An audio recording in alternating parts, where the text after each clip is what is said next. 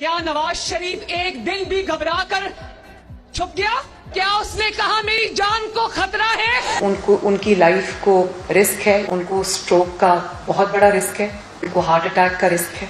मैं बाहर ताज़ा हवा में निकलना चाहता हूँ, मुझे सांस नहीं आ रहा, तो वो भी घबरा गए। क्या उसने कहा मैं बीमार हूँ? नवाज शरीफ साहब को एक बड़ी संगीन बीमारी है जिसको इम्यून थ्रोम्बोसाइटोपिनिया परपेरा कहते हैं, मायोकार्डिक इन्फार्क्शन।